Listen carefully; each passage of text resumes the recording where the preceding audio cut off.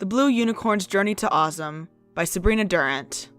Chapter 1. The Forlorn Unicorn. 20 years later, the little foal had grown up.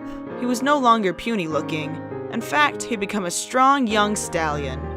But his horn was still covered with a plain blue hide and he had not yet received his magical power.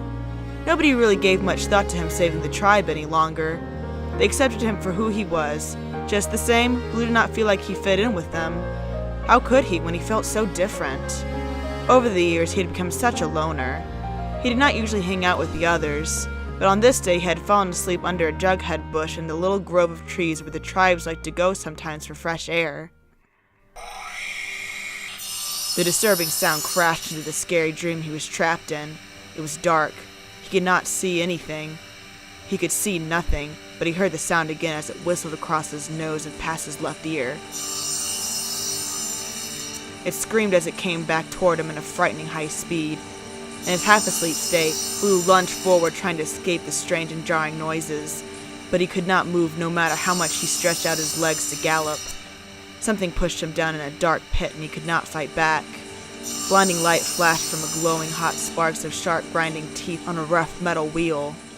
His final doom was only a few inches away when his blue eyes flew open.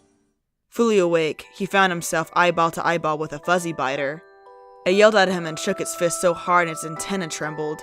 The whining buzz brought back fearful memories of a past painful encounter with another flying insect.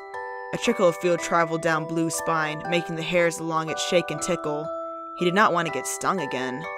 Much to his surprise, the bug shook its fist at him one final time and flew off.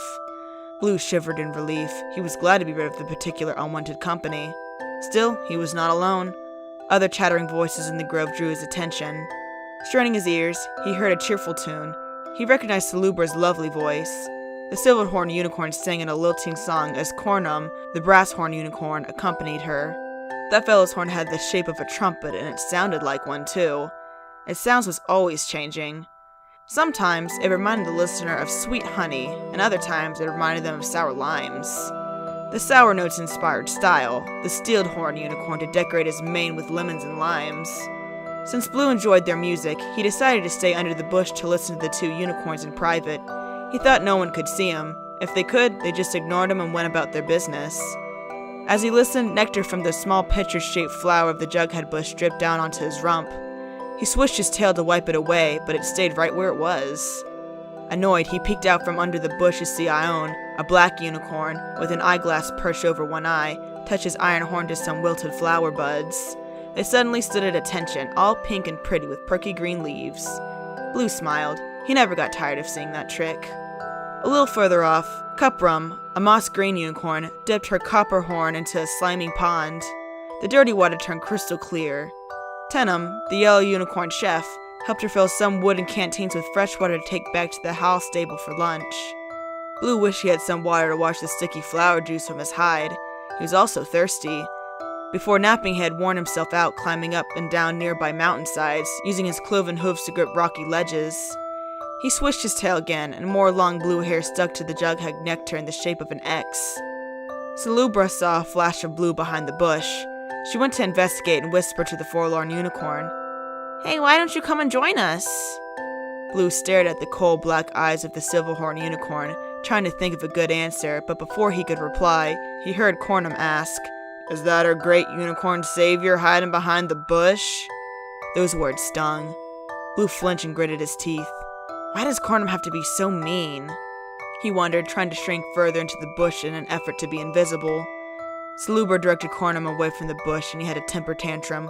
Lemons and limes fell, rolling everywhere as he stomped his feet and shook his mane hard. "Blat, bleep, bloop," he shrilled. It was funny to everyone except for Nix Nickelhorn. Nix, the unicorn defender, had had enough of Cornum's antics. He blasted the lemon to tiny pieces right in front of the bush Blue was hiding behind. What the heck? The surprised unicorn thought as he blew black and leaf dust from his nose. Style's purple eyes danced as she pranced over to Cornum. She adjusted her carnation, pink and purple striped leggings, and then used her styling magic to replace the citrus fruits in his mane. The brass unicorn smiled grimly and said, "Thanks, Style." He did not mean it. Those heavy fruits gave him a headache. It was time for lunch, so the other unicorns trotted away from the grove, heading back home to eat. When they did, the teensy-weensy bug came back to graze upon the plump pistil of the shiny yellow jughead flower near Blue's backside. The unicorn accidentally swatted it with his tail and it went sailing to the ground. That was a big mistake. Now the Buzzy Biter was really mad. Hey everyone, thanks for listening. If you like what you heard and would like to hear more, please hit the like and subscribe button. If you so happen to find yourself with your own published book and would like to submit your first chapter for a free audio cover, just email me at ebonyclock@yahoo.com with your first chapter, book cover, genre, and a brief synopsis of your book. See you next time on Ebony Clock Promotions.